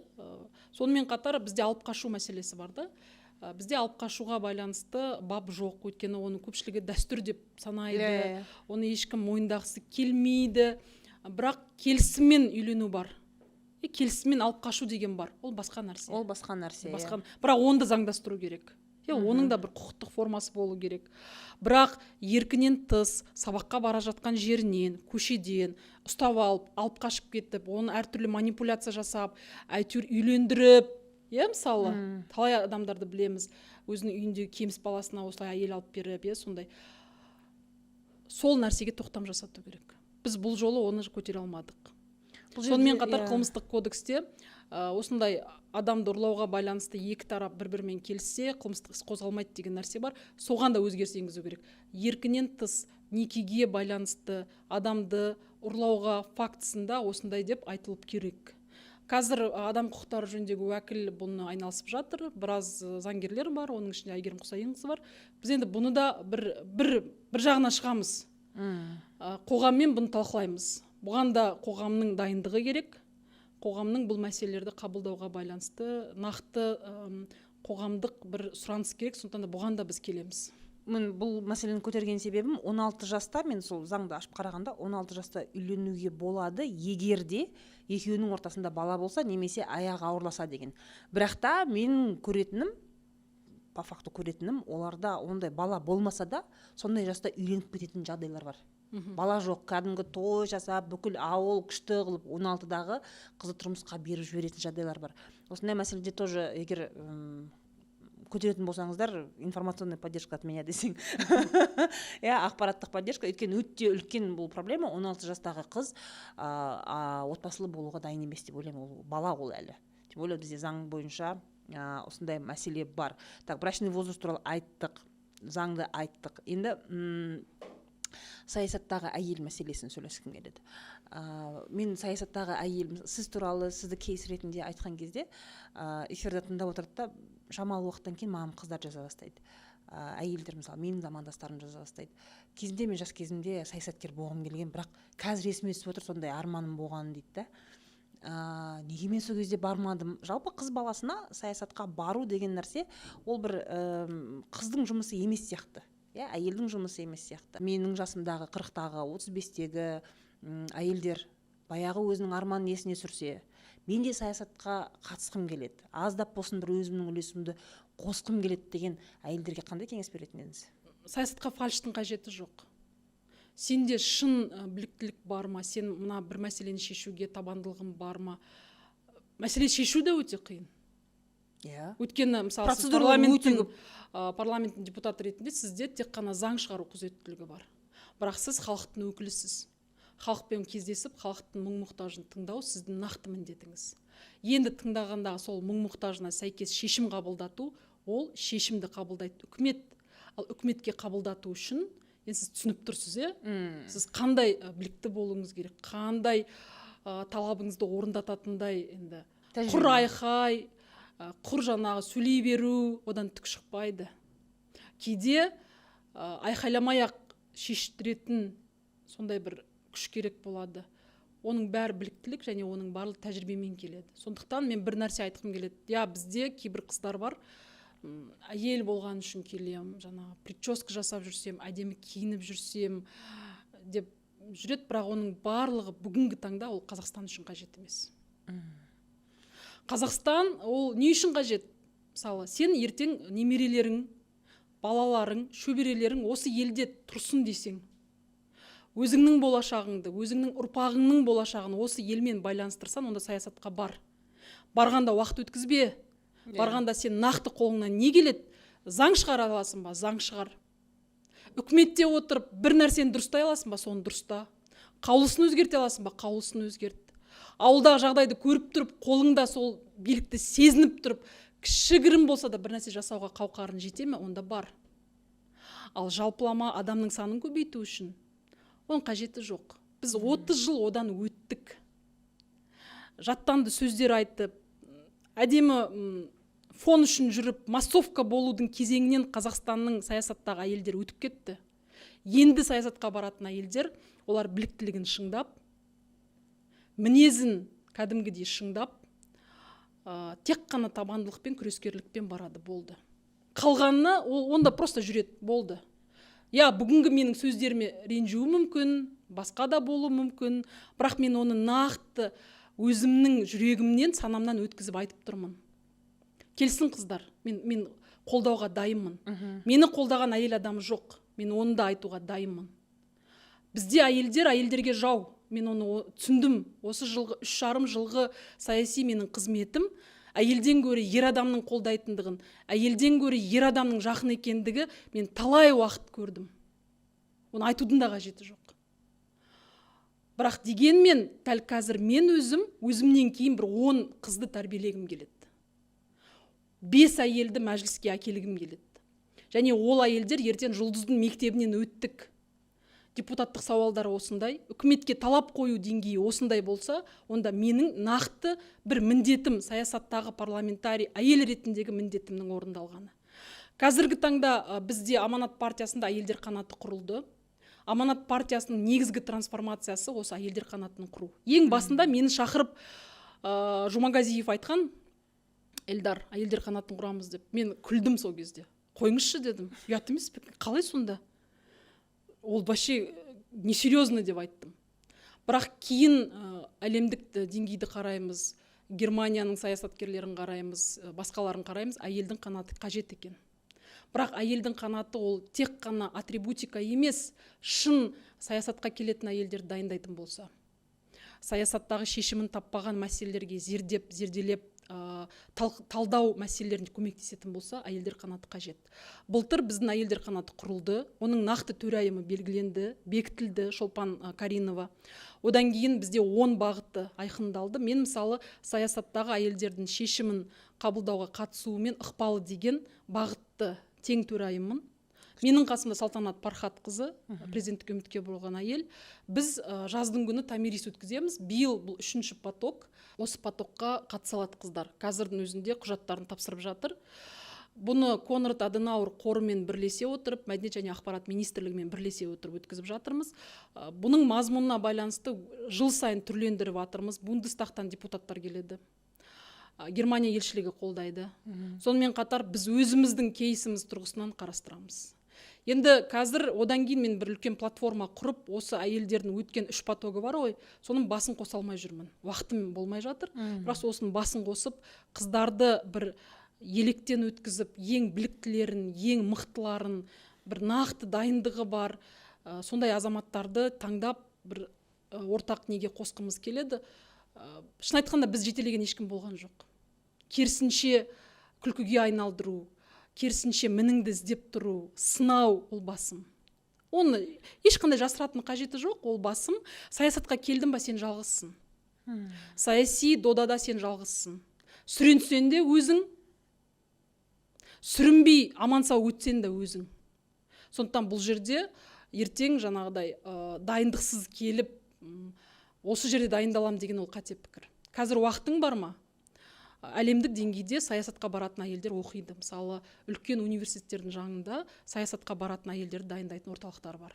Америка құрама штаттарында, Европа елдерінде, тіпті Германияның өзінде. Енді оларын ашып қарасан, 5-6 миллионға дейін барады. 2 апталық оқу, 1 айлық оқу, Оксфорд университетінің жанында да олар бар, Кембридж университетінің жанында да бар. Мен енді бұны көп зерттеп қарап жүрмін ғой. Сондағы басты нәрсе шешім қабылдауға қалай қатысу керек, қандай талап қою керек, бюджеттік заявканы қалай қарау керек, депутаттық сауалды қалай жасау керек, заңның нормаларын қалай әзірлеу керек. Әрине біз білім саласының маманымыз ғой, бізге көп нәрсе таныс қой, жақын, біліп тұрасың, құжаттармен жұмыс жасаған. Сондықтан да егер саясатқа келем деген қыздар, келіншектер, әйелдер осы мәселеге мән беру керек. Сосын көп оқу керек. Көпшілік ойлайды, мәжілісте жаңағыдай үлкен бір команда болады, ешкім болмайды. Сіз өзіңіз келдіңіз. Күніге саған 100-деп, 1000-дап хат келеді. Ол хаттың бәрін ой елегінен өткізіп жазып отырасың жауап. Сондықтан да бұл жерде өзіңе ғана сенесің, өзіңнің ақылдылығын, өзіңнің біліктілігін, өзіңнің енді мінез құлқың сол алып шығады. Ол болмаса, онда саясатқа барудың қажеті жоқ. Менің ойым осы. Жұлдыз ханым, негізі кез келген мансап қуған әйел жалғыз, ол медицинада болсын, ол заң саласында болсын, ол қаржы саласында болсын, менің білетінім сол. Мүмкін мектепте ондай емес шығар, бірақ та ер азаматтармен бірге жұмыс істейтін коллективтердің барлығында әйел жалғыз. Это сондай мизогиндік орта. Сондықтан да қыздар қорқудың қажеті жоқ. Саясатқа барамын дейтін қыздар, томирис бағдарламасын түсіндіре кететін болсақ, томирис бағдарламасы арнайы қыз-келіншектерді саясатқа дайындауға нақтыланған бағдарлама. Қазір уже заявка жабылыпты, біз бүгін айтайық деп едік. Жылына 1 рет болады, жылына 1 рет болады. Қай жерден ол ақпаратты алып отыруға болады қызыққан қыздарға? Аманат партиясы фракциясының әйелдер қанаты деген парақшасы бар. Ол әлеуметтік желілерде де бар. Сол парақшада сонымен қатар сол төрайымы бар, біз бар, соның бәрін бөлісіп отырамыз. Біздің парақшамыздан көруге болады. Сосын Аманат партиясының жаңағы парақшасынан көруге болады. Енді біз өзіміз ойлаймыз, бәрі біз енді кеңірек онлайн біз мына осы жол таңдау өткізіп қарастырамыз. Одан кейін қандай да бір онлайн мектептерді өткізуді көбейту керек, өйткені онлайн ол мүмкіндік. Ол охват көптеу. Сол жағын қарастырып. Керемет, мен Томирис бағдарламасына келесі жылы қатысып көрсем ба? Дұрыс. Әрине. Қатысып көрсем ба, көрейік. Маған да оқырмандама сізге саясатқа бару керек деп қояды. Мен ондай эмоционалды нагрузкаға мен шыдай алмаймын деп айтып жатырмын ғой. Жалпы негізі бізде қыздар жаңа Томирис бағдарламасы айтады ғой, студент қыздар, яғни оқуға түспеген қыздар бар. Қазір мені көретін өте көп 17-18 қыздар бар, өздеріне сондай университет іздеп мен кім боламын деген сияқты қызығушылық танытуы мүмкін. Олар да мектеп қабырғасында жүрген кезде осындай бір белсенді болған шығар. Ондай қыздар саясаткер болу үшін университетте қандай мамандық таңдағаны дұрыс? Жалпы саясат туралы айтып кетсеңіз. Мен енді қазіргі ойым, бұрында ойлайтын гуманитарлық бағытта болсын деп. Қазіргі ойым, мен барлық мамандықтың иегері болу керек, өзінің саласының білікті маманы болу керек. Және егер қыздарға арнап, мысалы қазір біздің меценаттар ауылдық жердегі қыздарға арнап математикалық мектеп ашса, STEM мектептерін ашса, менің ойымша қазіргі таңдағы біздің мынау экономиканың кіріс бөлігі саналатын жер қойнауын пайдаланушы компаниялардағы әйелдердің басшылық қызметке келуі, сол кезде ғана біз бір нәрсені теңестіретін едік. Біз мысалы қазір мәжілістегі әйелдердің квотасы туралы айтамыз ғой. Сол жерде әйелдердің қазіргі квотасы аз деп айтып жатырмыз, биылғы дауыс берген кезде. Өйткені ол квота 30% дедік, бірақ 30%-ға жастар, мүгедектігі бар азаматтар және әйелдер кіріп кетті. Түсініп тұрсыз, сол кезде бұның барлығы араласқан кезде ер азаматтар басымырақ болып кетті. Сонымен қатар бізде бір мандатты округтан сайлау кезіндегі әйелдерді халықтың сайлауы өте, мысалы, енді 229 адамнан, бір мандатты округтың сайлауынан 2 әйелдің болуы, бұл енді қаншасыншы пайыз, мысалы. Тіпті енді өте қиын нәрсе. Сондықтан да біз нені қарастыруымыз қажет? Қазіргі таңда біз саяси шешімдерге қабылдаудағы әйелдердің қатысуы және үлесі ықпалы деген зерттеу жасап жатырмыз, Аманат партиясы. Біріншіден, әйелге неге дауыс бермейді? Жалпы біздегі саясаткер әйелдің портреті қандай? Әйел бастаған, қатын бастаған көш оңбайды дейді, әкімдікке сол үшін әйелдің кандидатын қолдамайды. Ол неден? Өйткені біздің мектептегі оқулықтарымызды ашып қарасақ, оқулықтарымызға қатысты Назарбаев университетінің бір зерттеуі бар. Сол жерде әйелдің репрезентациясы дейді ғой, сол ошақ қасы, баланың қасы, сол нәрсе бізде әлі күнге дейін қайталанып жалғасып жатыр. Мен оны айтам, талай әліппені ашсаңыздар, әйел қызы екеуі кухняда, әкесі мен баласы диванда телевизор көріп отыр. Мысалға, немесе машинеде за рулем тек қана еркек, ал әйел все время кухняда.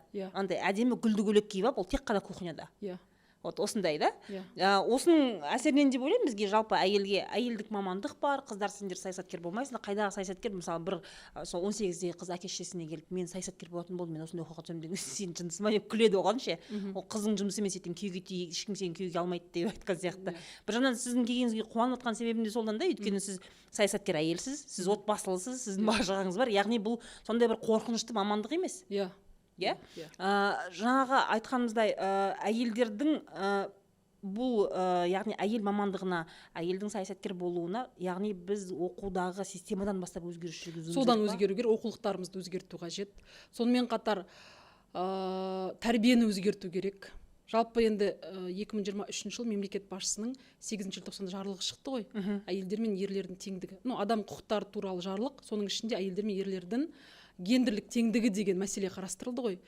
Әкімнің қасындағы осы гендерлік теңдік мәселесі бойынша кеңесшілер қазір тағайындалып жатыр.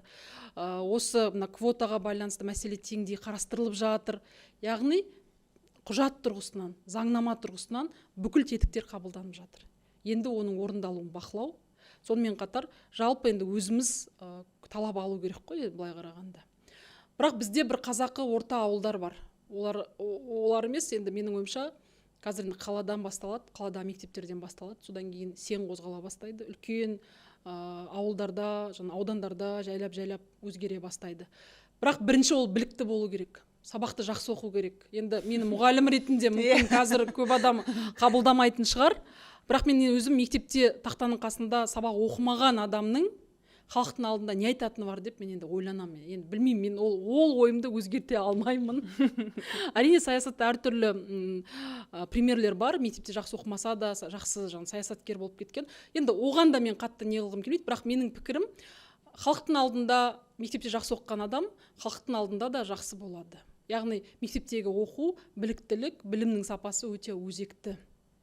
Математикалық мектептерді көптеп ашу керек. Қыздарымызды математикалық мектепке бағдарлау керек. STEM мектептеріне арнап қыздарға ашу керек. НАСА-да қандай жаңалық ашты, алғашқы әйелдер ашты. Қазақтың да ғарышқа байланысты алғашқы жаңалықтарын, қазіргі таңдағы экономиканы өзгертуге байланысты ғылымдағы жаңалықтарды әйелдер ашу керек. Бізде бұған қатысты өзімізде өмірлік тәжірибе бар. Үлгі алатын мысал бар. Сондықтан осы бағыттан таңбауымыз қажет деп ойлаймын. Келесі нәрсе, 20 жастан бастап маслихатқа депутат болып сайлана алады. 25 жастан бастап мәжіліске депутат болып сайлана алады. Сондықтан әкім болып сайлануға да, әкім болып ұсыныс білдіруге де, маслихатқа да, мәжіліске де сайлануға сіздің хақыңыз бар. 33-ші бабы кез келген азамат нәсіліне, дініне, тіліне қарамастан сайлануға хақысы бар. Осы құқықтың аясында өздеріңіздің құқықтарыңызды пайдаланыңыздар. Ешкім алып келіп саған бір нәрсені үйретіп бермейді. Шын арманың болса, жалпы армандауды үйрену керек деп ойлаймын. Бірінші мәселе армандауды үйрену керек. Екінші мәселе психологиялық кез келген құдыр-бұдыр мінез құлықтың бәрін жөндеуге атсалысу керек. Көп кітап оқу керек. Оның ішінде көркем әдебиетті көбірек оқу керек. Және үлкен мәселе армандау керек. Арманды жазу керек. Армандау керек. Кешкісін болсын, таң ата, арман орындалады. Үлкен армандар үлкен болашаққа кәдімгі үлкен нақты қадам болады. Сондықтан арман орындалады. Содан кейін құқықты пайдалану керек. Саяси тәжірибе бірден кездеспейтін шығар. Бірақ қазір қазақ қыздарының жақсы кітаптары бар. Мысалы Динара Болаттың кітабы бар. Сіз кітап жазыңыз. Бұйырса шығады. Эльмира Ерғалинаның кітабы бар. Мен әлі оққан жоқпын. Перизат Мырзахметтің кітабы бар. Мысалы қаншама қазіргі қазақ қыздары белсенді. Бәрі бұрында енді 90-шы жылдар біздің аналарымыз отбасын сақтап қалды ғой. Ал ендігі қыздар қазақ қоғамындағы мына құқықтық мәдениетті, құқықтық саяси мәдениетті жаңа қалыптастырушы толқын ретінде бір жол көрсетіп жатыр. Сондықтан да сіз де кітап жазыңыз, сіз де үлгісіз былай қарағанда. Сондықтан да осындай нәрсенің бәрін қайталау керек. Кішігірім нақты мақсатпен бару керек. Мен осы мәселенің шешіміне атсалысамын. Бәрін емес, үлкен емес енді. Мысалы Бершүгір ауылына жол саламын десе, сол кішкентай ғана мақсат, Қарабұтақтың жолын жөндеймін десе, мысалы сол кішкентай ғана мақсатпен бару керек. Сол мақсаттың аясында халықпен белсенді әлеуметтік желінің арасында мойындату керек. Қазір әлеуметтік желі белсенді. Мысалы мен кеше өмірімде ешқандай тума-туысым жоқ Мұғалжар ауданының Жаға Бұлақ деген ауылына бардым. Ол жаңа жолдың қасында. Сол жердегі ата әжелер маған келіп, мен сені білем, сенің тиктогыңды көріп жатырмын, ютубыңды жаздым, ана жол саған хат жаздым, сен маған жауап бермедің, анау мынау деп айтып жатыр. Яғни ол біледі. Әлеуметтік желіні қолдану керек. Ешқандай телевидениеға барып рекламаға қаражат жұмсаудың қажеті жоқ. Әлеуметтік желі тегін, мүмкіндігің бар, дұрыс уақытын белгіле, үйрен. Мен өзімде осы 1,5 жыл ғана үйрендім, шынымды айтсам. Онда да менің жолдасым қайта то былай айтады, то былай. Әйтеуір түсіндім, что бұл керек екен деген. Өте белсендісіз. Ютубта, тиктокта. Ол менің жұмысым. Саясатқа бардым ба, әлеуметтік желі ол сенің келесі жұмысың. Сен кәдімгідей үйде тамақты қалай пісіресің, комитеттің отырысына қалай қатысасың, әлеуметтік желіні де жүргізу ол сенің солай жұмысың. Соған үйрен. Маған мысалы қазір видеоны түсіру, кейбір нәрсені әдемі беруге байланысты мен біліктілігімді арттыруым керек. Өзім қазір СММ туралы 1-2 кітап оқуым керек, курсқа баруым керек деп өзім ойланып отырмын. Неге? Ол маған керек. Өйткені мен аудиторияма дұрыс контент ұсына білуім керек. Өйткені аудиториям мені қарайды ғой, сондықтан да оған бір дұрыс сапалы контент керек қой. Сондықтан сол үшін сол нәрсенің бәрін үйрену керек деп ойлаймын. Негізгі заңдарды оқу керек, құқықты білу керек. Сосын жалпы қазақтың қызы ретінде білмеймін, енді қазір оған тағы бір нәрсе деп айтатын шығар, бірақ менің ойымша қазақтың әйелі, қазақтың саясаткер әйелі деген бір атқа лайық болу керек қой. Ол лайық болу үшін айтқан шаруаны орындау керек, мүмкіндігінше дұрыс дүние жасау керек, көлденең дүниеге ұрынбау керек. Сосын біз енді қазақ ұлтының өкіліміз ғой. 21 ғасырда қазақ талан-таражға түсіп жойылып кетпесінің қамын жасау үшін қазақ әйелі білікті, қазақтың әйелі профессионал, қазақтың әйелі әлеуметтік тұрғыдан өте қатты сондай қажырлы болу керек. Мен солай ойлаймын. Қосыламын. Өте дұрыс бағыт деп ойлаймын. Рахмет сізге. Жұлдыз ханым, менің сұрақтарым бітті. Мен вообще үндеген жоқпын. Өзіңіз көрдіңіз. Иә, біз бір сондай бір жақсы бір сондай бір түсіністік па, менің қоям деген сұрақтарға сіз өзіңіз жауап беріп отырсыз да. Тек қана тыңдаумен болдым. Сізге көп рахмет келгеніңізге. Жалпы бұл подкасттың мақсаты мені қарап отырған аудиториядағы қыздарға бір сондай саяси көзқарасты өзгерту, иә. Саясат қиын емес, ол да бір жұмыс кәдімгі. Соны өзгерту болды да, сондықтан да бір бастама болсын деп. Жаңа сіз айттыңыз ғой, саясатқа келсе, келсең, бір кішкентай ғана мақсатпен кел деп. Мен осындай бір кішігірім конкурс жариялағым келіп тұр. Осы видеоның астына 5 қызға 10 мың теңгеден бөліп берем. Бірақ ол қыздар мынандай кішігірім эссе сияқты ма, шығарма ма жазу керек. Дұрыс. Иә? Мен саясатқа келсем, қандай мәселені шешер едім деген. Иә. Соның ішінен сіз маған көмектесесіз комментарийден. Подкаст шыққаннан кейін, бір 3 аптадан кейін бе, сіз маған көмектесесіз, қай ұсыныс сізге ұнады, осы деген қыздарға мен сыйлық таратып беремін. Қалай қарайсыз? Мен еще тағы қосқым келіп отыр. Сол 5 қызды, сізді және сізбен таныс тұрған мені Айгерім Құсайынқызын біз парламентке бір 3 күнге тәжірибеден өткізуге шақырсақ. Бір апта емес, 3 күнге барам. Сол парламенттегі заң шығару процесі қалай болады? Қандай процесс болады? Комитеттің отырысы дегеніміз қандай? Жұмыс тобының отырысы дегеніміз қандай? Заң шығаруға дайындық деген қандай? Офлайн көріп 3 күн көрсін. Оның өзі менің ойымша үлкен. Күшті. Мен ақша берем. Жаңа 10 мың теңгеден деп айттым. Сіз экскурсия, 3 күндік экскурсия. Қыздар белсенді болыңыздар. Егер сіз саясаткер болатын болсаңыз, қандай мәселені көтерер едіңіз және неде? Осы жайлы шешімі қандай? Шешімі қандай, Осы жайлы қалай көресіз ол шешімді? Сол жайлы комментарийда жазып кетіңіздер. Келесі эпизодтарда кездескенше сізге үлкен рахмет. Маған бүгінгі кездесу өте қатты ұнады. Сау болыңыздар. Жақсы, рахмет. Әртүрлі көзқарас, адамға болма қас, бостандық үшін сен сана. Еркіндік керек теңдік, еркіндік керек